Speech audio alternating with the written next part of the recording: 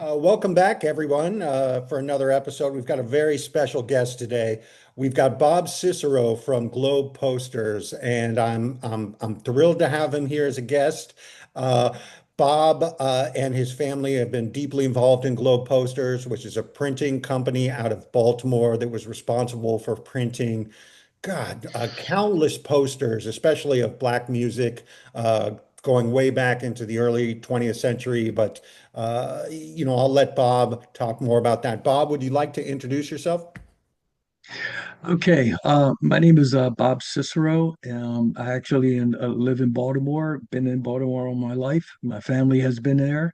My father was a foreman down at Globe Poster, and actually that's how our family got involved into the Globe Poster scene. Globe Poster started approximately in 1929 during the Depression. That's the height of the Depression. And basically, from the records that I heard, there was a card game and there was a printer, and then there was somebody that actually had the money to back up a print shop.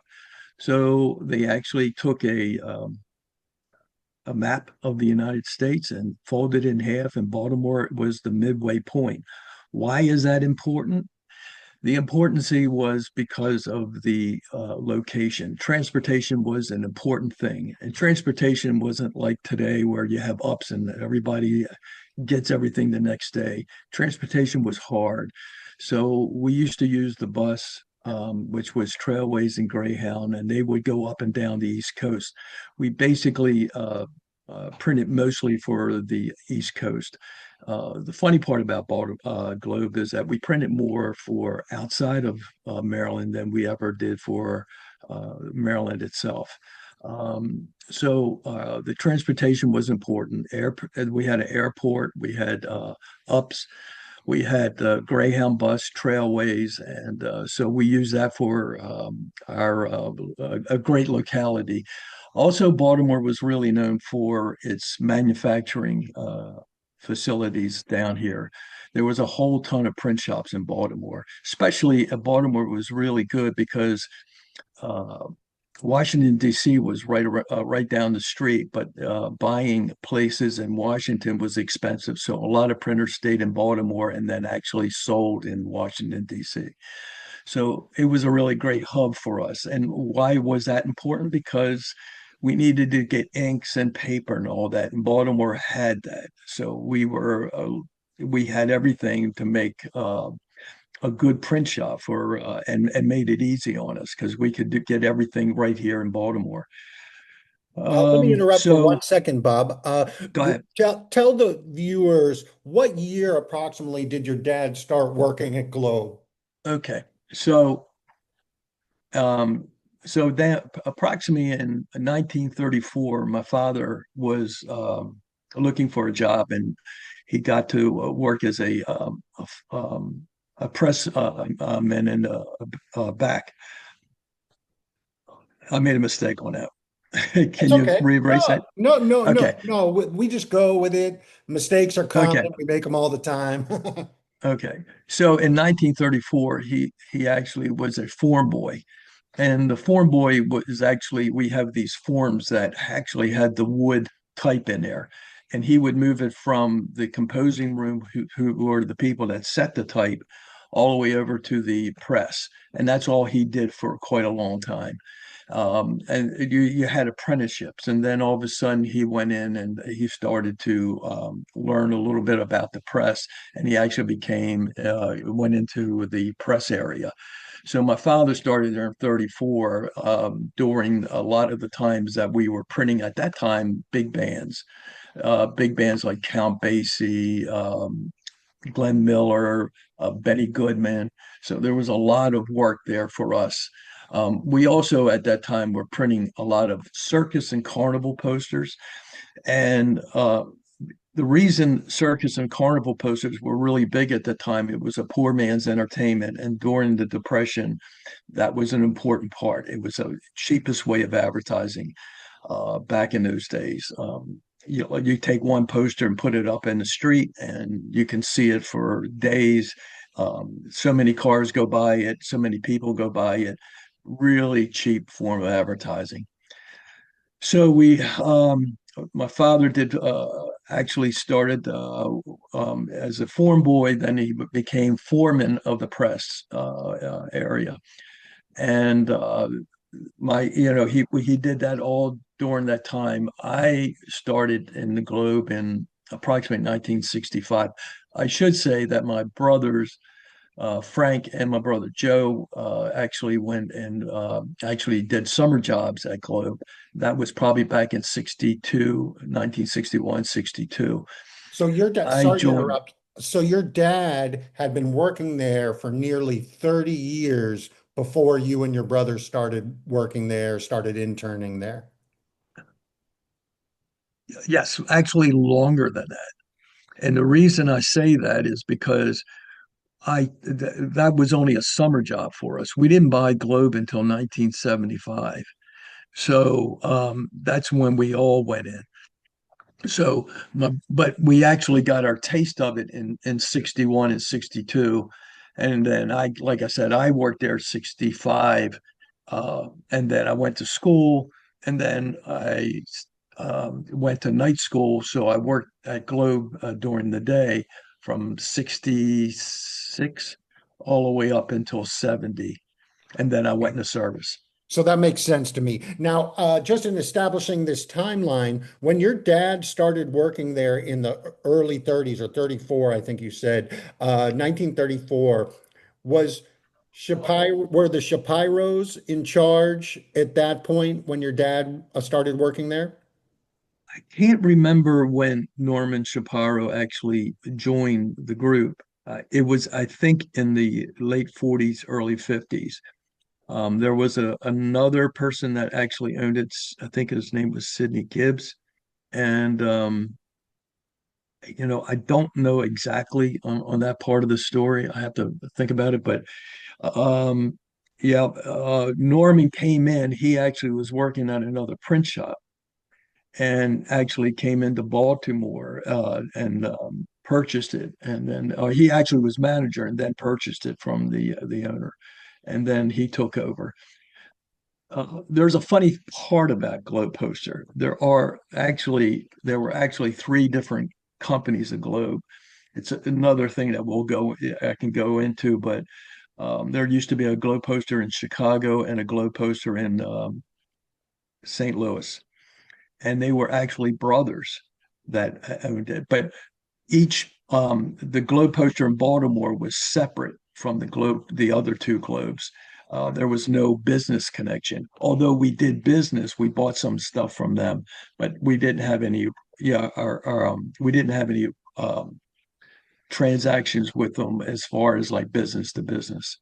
So, but Globe was pretty much on its own. We did at that time, like I said, a lot of movie theaters. We were doing imprints for movie theaters. A lot of companies would send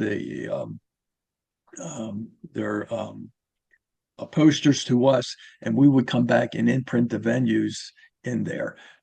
And then we would ship them out from our company out to the different areas. The areas we did it for was up in New York, Pennsylvania, Virginia. We actually printed all the way down to Texas, New Orleans. We did some work in California, very little, and that the reason was is because the transportation was so expensive. We used to, but we did a lot of work for Texas, um, and we used to actually send that through American Airlines all the time. We had a really good relationship with one of the couple of the companies down there. One of the guys was named Don Roby, and we actually did posters for him just about every week. I used to go to the airport. Go ahead. Well, how would you describe the relationship of Globe with concert posters, and particularly in the 30s through 50s black music? How did it get established as the go-to company for concert posters for the black music community?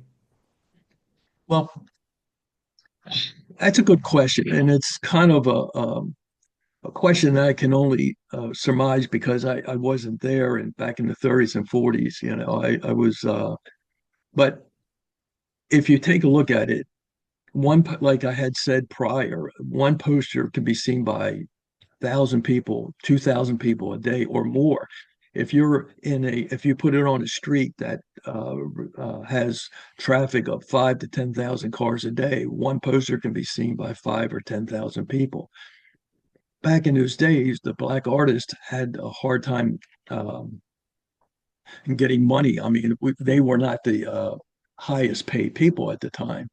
And so basically, they were looking for the cheapest form of advertising. And our posters were the cheapest form of advertising. And I guess because we did a lot of work for the in that area, they came to us. It's funny. A lot of the designs and stuff that we did were actually done by us, but actually never seen by the artist until it was done. Because back in those days, there wasn't a time element. We didn't have a fax machine. We didn't have a computer to send and get a proof pulled on it. So they relied on us. And I guess because we did it for so many years, they trusted our artwork and all. Yeah, no, that's amazing. I was told, and obviously I don't know if this is true, but I was told that black musicians were not allowed to advertise on the radio, and even their white promoters were not allowed to advertise black musicians on the radio. So these posters were really like the only advertising form available, and that to me always made me think that, added to the specialness of the posters. That's true. I heard it from other people that another reason was there was a lot of DJs that were on the radio stations and they were actually talking and they would send out they would be talking about the advertising a show. Well, that DJ might be doing the show the same day as the show that he's advertising. So he'll put it on the back of a commercial that's been running for like a minute, and then he would put the advertising in there. He would do that because by that time you might have turned off it. He didn't want you to go to that show. So he would act, but he actually advertised it, but he actually did it his way, where by the time he said something, you'd be off of it and then come back, and a lot of people wouldn't hear it. So, excuse me. That's interesting. So your dad had this long history with the company starting in the 30s, and eventually you and your brothers come into Globe as well. Can you talk about a little bit of when you came into Globe? Who were some of the musicians and big acts that had been giving you guys a lot of business for posters? So back in those days, let me try to go and go backwards a little bit. Um, there was a couple ways to print posters. We are mostly known for our fluorescent backgrounds with the black imprints. But prior to that, we used to run solid yellow colors, backgrounds, and then we would put the black imprint on it. We also do what they call like a rainbow design, where there's three colors on the background. It's like a yellow, orange, and blue, and then put the imprint on top. Um, we came up with back in the 50s when fluorescent inks came out, we actually ended up screen printing the backgrounds with fluorescent inks and then using black on top. And the thing that was really good about that is that we could separate the X because we only have color behind the person's name. So when you take and you actually frame a name, it's easier to read than if it was all in a solid color yellow. It was harder to read at a distance. Now, anything close is fairly easy, but at a distance where our posters were known, you know, it was so much easier. So if you had two or three acts and you're going down the street at 50 miles or 30 miles an hour, excuse me, on in a car, you can see the three acts really easy. It just separates it, and your eyes are really good at looking at small blocks, not like a whole thing. No, And that uh, makes a lot of sense. Uh, would you say the standard sizes of, I mean, when I think of Globe and some of the older posters, I think of how huge they are compared to some of the other concert posters that I've collected. I mean, what was the standard size of Globe posters? so Glow Poster had mainly three sizes. They had a 22/28, a 22/30 and a half, and a 22/35. So if it was a single to two acts, it would probably be on a 28-inch height. And then if you got three or four, then it would go on a 30. And then you have five or six or seven, it would be on a 35. You would see a lot of gospel music advertising because the gospel music's always had five or six bands and all this other information to go with it. So a lot of the gospels were on the 35. I had mentioned prior that we used to do posters for a, a person that was Don Roby down in uh, Dallas, Texas, and he had a size that was a 17 by 30 and a half, and we used to call it the Texas Slim. And that poster was mostly made for them. And the reason he liked it because it would wrap around the telephone pole a lot easier, and it wouldn't stick out as far. And and I think to go back and not to make things hard, I think the 22 inches was the reason we went is mostly of the rolls and cardboard came in a 44-inch width. And if you cut it in half, it was 22. So it came out even so we wouldn't be wasting it. That may be why it started out as a 22-inch cardboard. We also did 14/22s for smaller venues. Our carnival posters were all 14. Yeah. So that's the one thing a lot of people don't know. We used to do a lot of circus posters and a lot of carnival posters. And the carnival posters were pretty much all 14/22s. I shouldn't say all because we used to do a 22/28. We also used to print not to get off the subject of the Frestons, but we also used to print a lot of like what they call one sheets, which is a 28/41 for carnivals and banners and stuff like that. But the fluorescent inks is what we were known for our concert posters. Could you talk a little bit about some of the musicians most closely associated with Globe posters? So I think probably the most posters we ever did for one person was James Brown. James Brown actually had a connection to Baltimore. He had a hotel here, and he used to come in here a lot.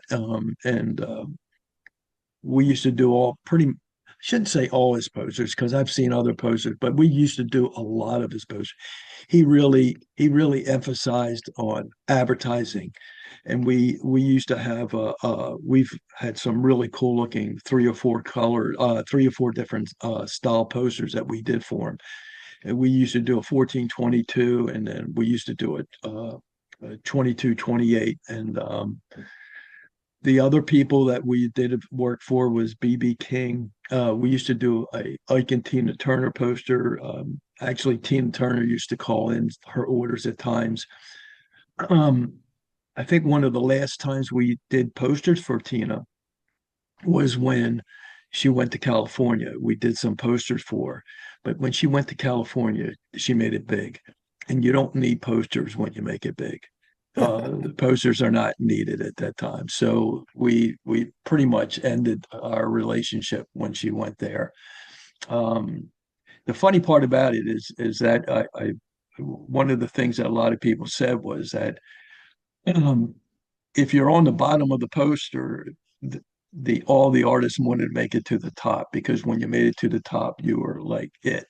It was a really great way of saying that I finally made it as a top act in the poster business. I think that was said by Paul Anka was always on. It was on the bottom, and he always wanted to make it up to the top. So it's funny how why people think that way. When you talk about James Brown and how you guys did a lot of posters for him, can you give us some numbers? I mean, how many posters for different shows do you think you made for James Brown over the years? I I honestly could not tell you. Here's an example of a day at Globe at its height. We used to do between 20 to 25 different posters a day. Quantities for each one of them posters range from 100 to approximately 300 posters. And that wasn't counting the carnival posters and our commercial work. That was just strictly concert posters. I remember doing posters for James Brown, and we would do the so if you take a look at our posters and you'll see like a white top background and then you see the design under it, that was a stock design, meaning that we would print, a couple thousand of those posters and then imprint the top with like 50 going here, 100 going here. And that's why the white top was there because we didn't know how much room we needed. So we would actually do the top for separate. Um, And the top was for the venue, the correct? venue normally the top was for the venue, but if you saw a white blank background with lack of color, it was for to imprint the venue there because we had no idea how much space we would need. So we just left about 7 or 8 inches on the top, did all the design on the bottom, and then just came back and imprinted it afterwards.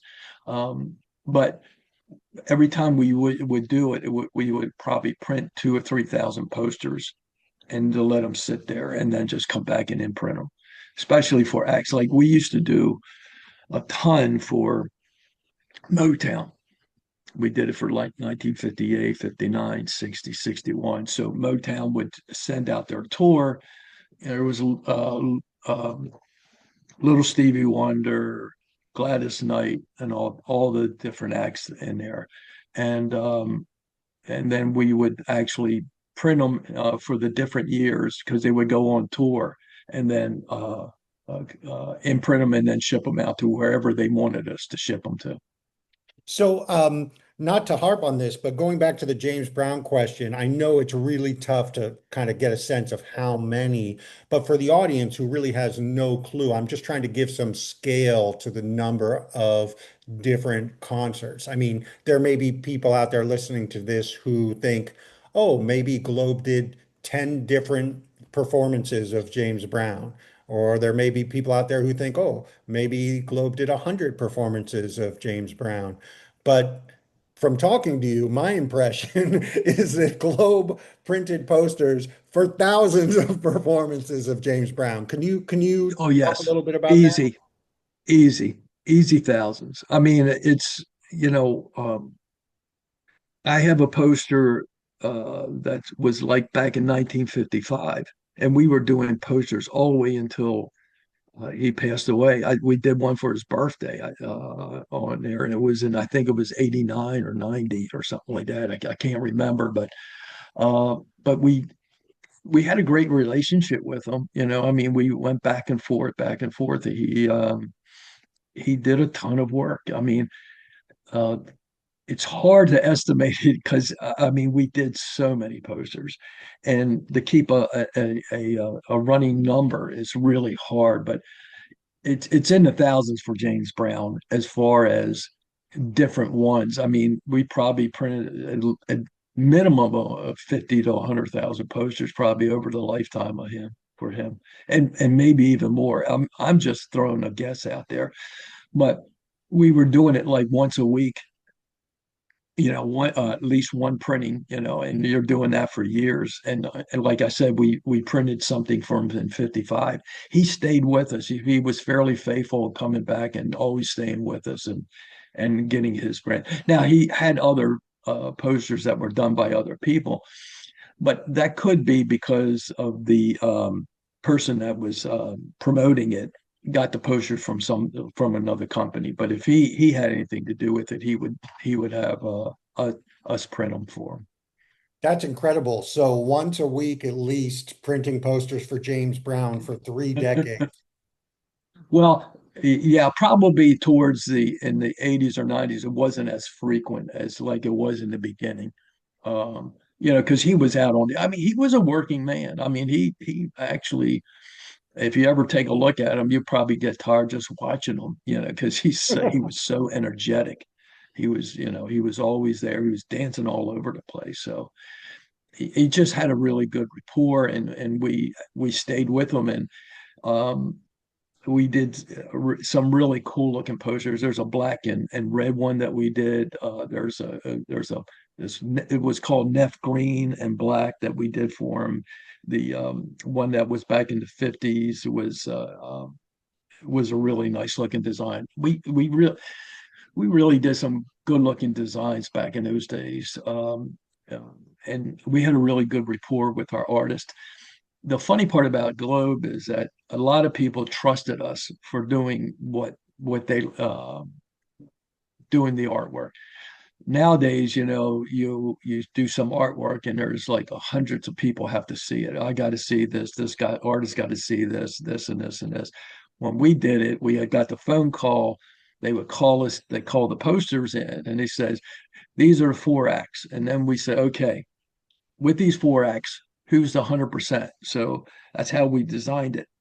Okay, James Brown gets 100%, and then Gladys Knight gets 70%, and that's how we would do it. So the 100% would be the biggest, and then we would continuously bring the size or the area down for the other people in proportion to that, and that's how we would do the design, and we put it together and ship it out, and we very seldom ever get complaints.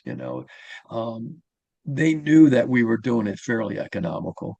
They knew that our pressure, and the other part is people don't understand is the time element.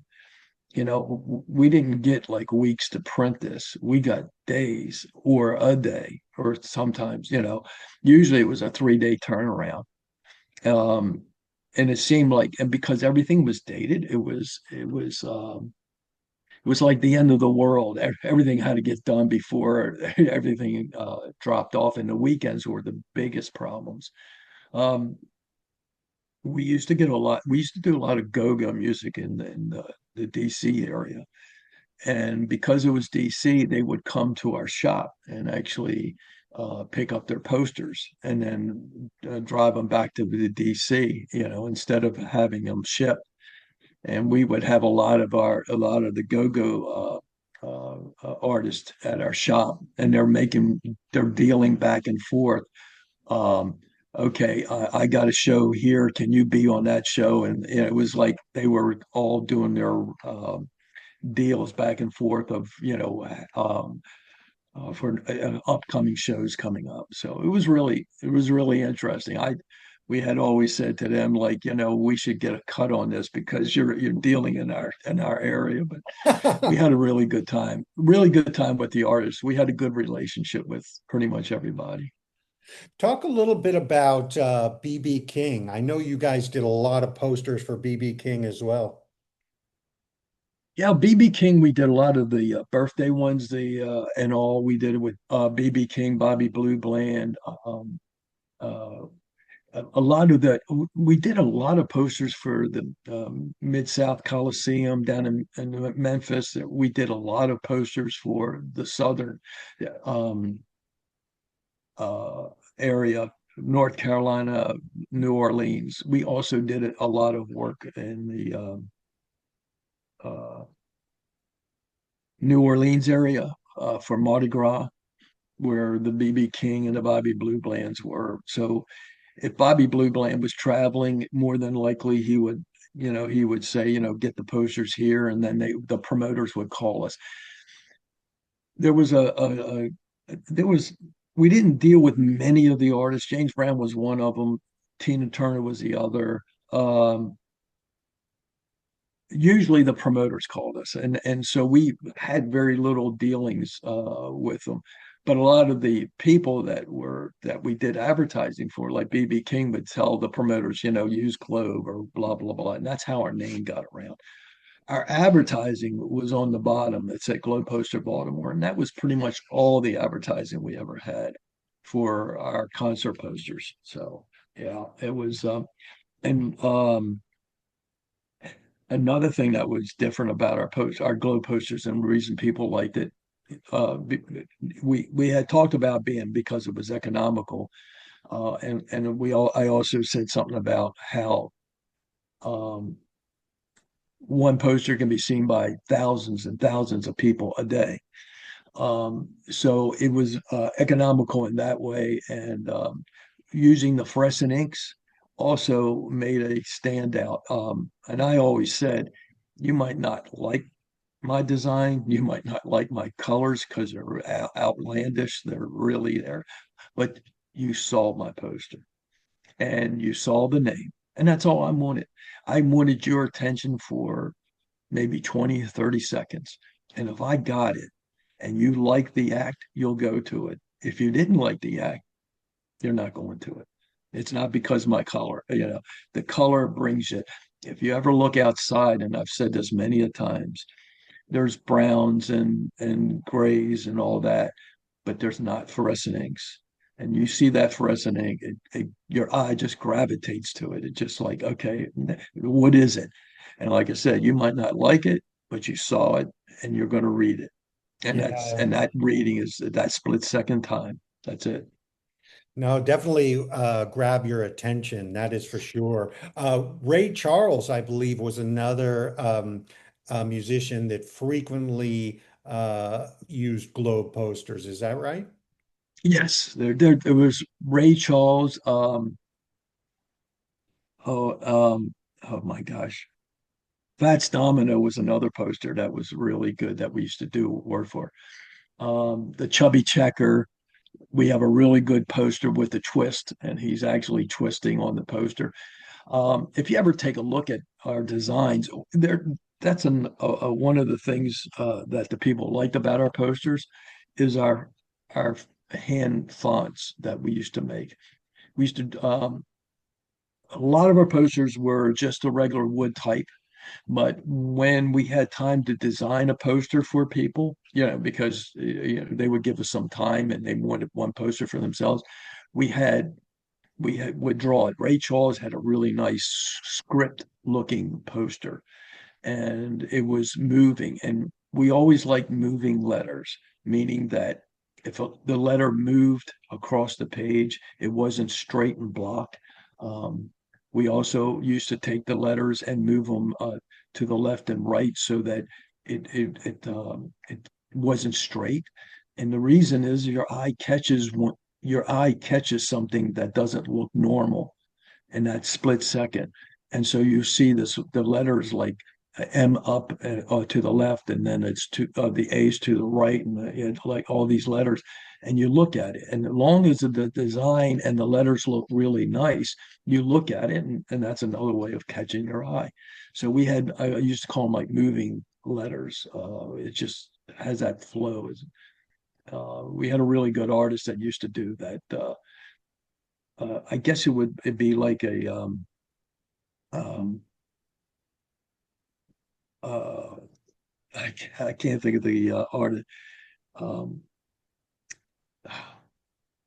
it it escapes me. I'll think of it. Oh, that's okay. One of the things I always found really charming about Globe was that you can look at a an old Globe poster and find like a misspelling in the name of a song that a performer was known for. And I don't think that detracts at all from the poster. In fact, I think it makes it more charming because it's indicative of the speed and entrepreneurialism at work. I mean, this was, as you said, there was time pressure to get these things out, to get them shipped for these performances, and you were printing thousands and thousands of posters a week. And you don't have time to know the names of these songs by all these performers and get the spellings right. I mean, you guys are focused on delivering something that is seen on the street with these fluorescent colors and bring people to the shows. we definitely made mistakes. And what happens too is the um, the language. Some people, when they talk, sometimes you don't understand what the word they're saying, and you keep asking and you keep asking. You say, "Oh, I got it," and it wasn't that what he said. Um, it's because their accent was a little bit stronger than ours, and we would try to understand. But we did definitely make mistakes, and everybody makes mistakes. I'll be the first one to admit it. But a lot of times, if we made a mistake, we would tell the people, "We'll give you 3 or 4 more posters the next time you place an order." That was the easiest way out of it. We wouldn't give money, and they would come back, and it was easier. We noted, but everybody knew that our turnaround was unbelievable. And that was another important part. So people liked us because of our fluorescent inks. We were very economical and our turnaround was spot on. There's another thing that we also had. One of the things that we used to do at Globe was to do pictures on the posters. So the first time somebody would do a picture of themselves, they would pay $40 for this plate. The plate had to be made for us to print with. Then what happens was once I got that print, then anybody could use it. So if I did one of James Brown and I just got a new imprint, somebody else, James Brown might have paid for the $40, but the next person says, I'm going to do a James Brown, I'll use that same cut. So we had all these cuts of all the different peoples. And a lot of times they didn't have to pay for those pictures because we had close to 10 or 12,000 of these metal plates for everybody.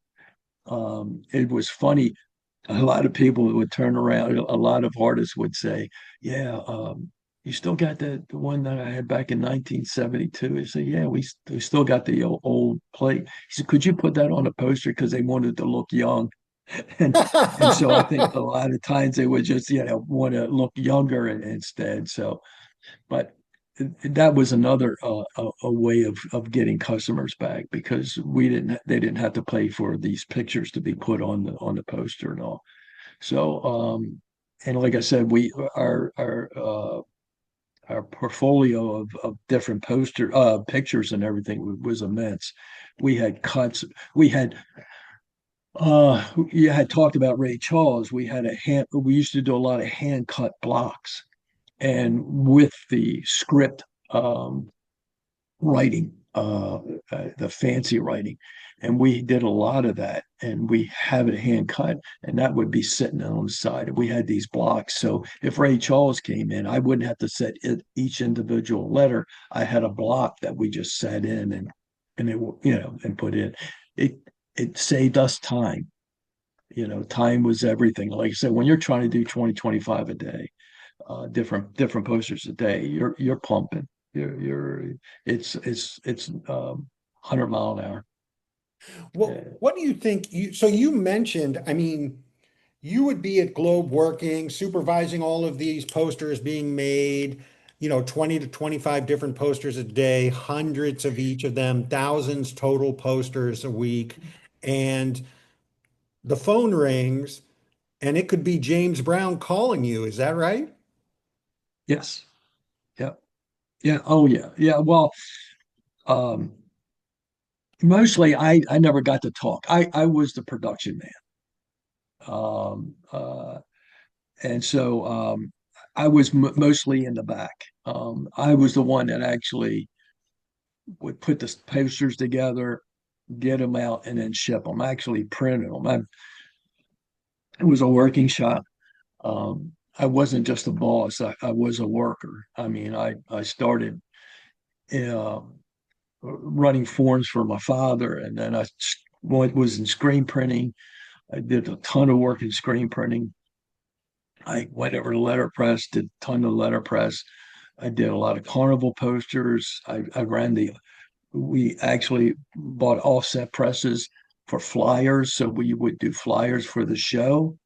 And then from there, we used to do placemats for the carnivals. Um, Later on, we stopped the letterpress and we went to offset for the posters, um, because it was hard to find people to actually do the manual labor for the wood type. So was there So someone answering phones specifically? And yeah, like if someone like James Brown was to call, could you explain like how that would work? so a phone call would come in, whether it's from James Brown or a promoter or whatever, and they would call in the order and they would say, "Here's the show, Constitution Hall, Washington D.C. Here's the phone number. Okay, I want all these ticket spots." So they would put tickets on sale, blah blah blah blah blah blah, wherever all the ticket spots are, and then they would give the date and the time, yeah, and the time and the cost and admission, advance admission, at door, blah, blah, blah.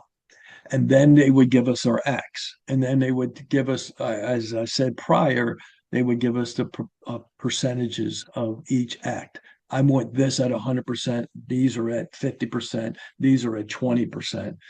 And then we would go in and start marking them off and designing it to what they said, and we would get close to it, where it wasn't always exactly 70%, might have been 72 or whatever, but we got a feel of how big something should be, and smaller and smaller and smaller. um, and and they would call in this order and they would tell us what we wanted. I think the only person I ever talked to was important was Joan Jett. Oh, what's her name? Janis Joplin? No, no, Joan. Oh my God, I can't think of her name. Blackheart. Joan Jett. Oh my goodness. She's so important. I can't think of her name. Oh, Blackheart. Yeah, Joan Jett and the Blackhearts. Yes, I was right then. Didn't sound like it was right, but I actually got to talk to her. She's pretty famous, and she never got bought the posters. I guess I didn't do a great advertising job on it, but but she actually commented. She says thank you, but we never did it for them. Maybe they didn't come up with the money. I don't know. I have no idea. But yeah, It's so but strange. my father would talk to Tina Turner, and the funny part about it, I wish I was in on these conversations, but I wasn't. If I was in on the conversation, nobody would be pushing the posters out there, and it was you don't. It's hard to understand, but it was constant. I mean, we were pumping, we were moving. I mean, there was very little time to sit around and joke. I mean, we did joke, don't get me wrong, we had some fun, but pretty much when you're in that atmosphere, you're at high alert and you're moving at 80 mile an hour just to try to get everything done. Because to do that, to get 20 or 25 posters a day, I've seen other companies. We had these forms, and in the forms we would have the poster design.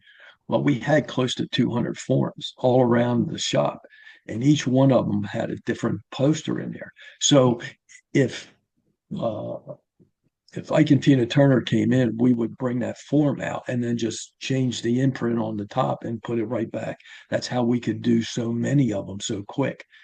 There was a company called Hatch Showprint, and they would actually do posters, but they would actually set the form up on the press and then take all those typed down all every day, and all.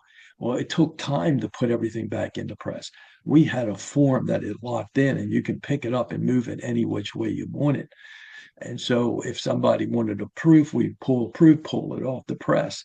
So our presses were all constantly moving forms in and out, uh, totally. Where if you have a form and you set the form, I mean, set the type up on the press, that press is down for that length of time. It could be an hour. There was no such thing as one of our presses down for an hour. We had another form on, running and running and running and running. That's how we stayed with production.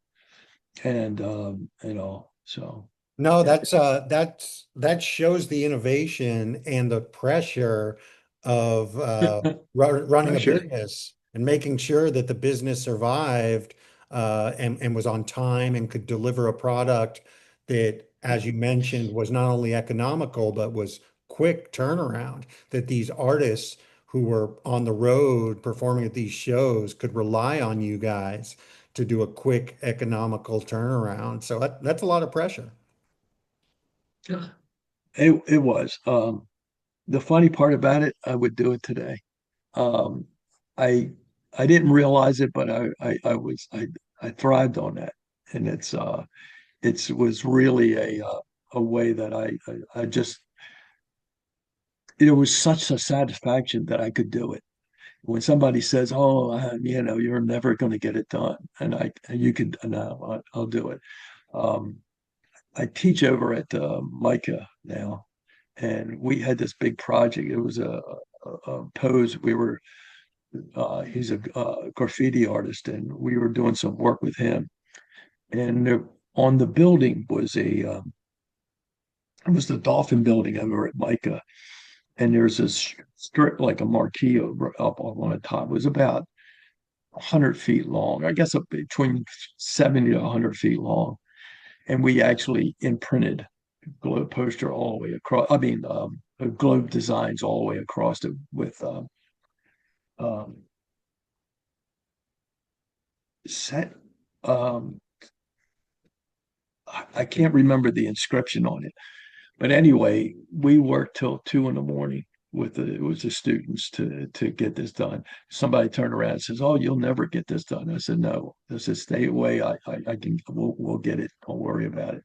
Nice. It was like down my track, and I love that. It was such a satisfaction for me to be able to do something like that and complete it and finish it. No, that's great. There's one more thing I wanted to talk about, and that's, it seems like the with the history of Globe, there's so much rich imagery created by these posters, and of course, we'll show some of these images on the screens to our viewers. But with all of those images, I mean, some of the most memorable images of these artists and musicians are of the Globe posters. At least for me, when I think of James Brown, I think of some of those Globe posters, and I'm sure for many people, they may not even know that they're called Globe posters, but when they see the image and then they hear, "Oh, that's a Globe poster," okay, because that image, stuck in my mind. And I also know that a lot of these posters, from the collector standpoint, are extremely valuable. I mean, some of these posters, can approach six figures. You mentioned Stevie Wonder, Rolling Stones. There are some really, really precious moments in history captured by these Globe posters. And I would think that the intellectual property of Globe could be used in some fashion with all the collaborations and all the brands doing partnerships. I would think that someone really savvy with branding and licensing intellectual property would want to reach out to you about doing some kind of partnership. Is that something that you've considered? Yeah, yes. We had thought about it for quite a long time because the funny part about Globe, it's a little unknown company, and it seems like one of the things you had mentioned is I get people to come into our shop and they go, "Oh my God, I can't believe this is where all the posters were made," because people didn't know us. They kind of they knew the posters but they never associated the name, and then also be in Baltimore. I think Globe has a really super strong name, and like I said, we did for tens of thousands of rhythm and blues artists around the United States. And we did it for unknown artists all the way up to everybody that's the great. So the history, just the Black history of the rhythm and blues is so important about Globe. I mean, if you really want to know about the history, you come to Globe to find out about the history because I don't think there's not one rhythm and blue artist that we didn't print for. Not counting all the now we did music for hip hop and we did music for go-go. Go-go music, if a lot of people don't know, but is in Washington D.C. and it's known for in Washington. It's their music for Washington D.C. It's the official music for Washington D.C.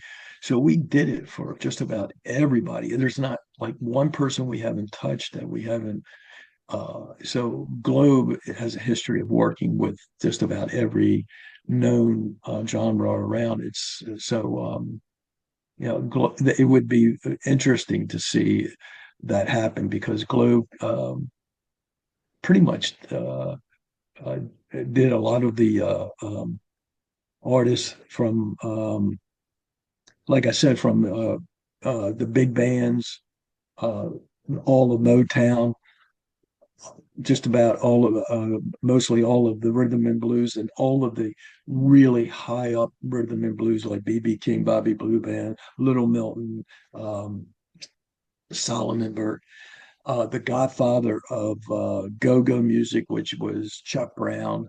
And we did it for them. And then we did quite a bit of hip hop at that time. So there's not many that we haven't touched. And I don't know of many print shops that could actually say that has that kind of um, clientele that over the years. And you have to realize it spanned it over from 1929 to 2010. So you have to be doing for just about everybody you can think of. So No, that's right. I mean, you mentioned go-go, rhythm and blues, hip hop, gospel.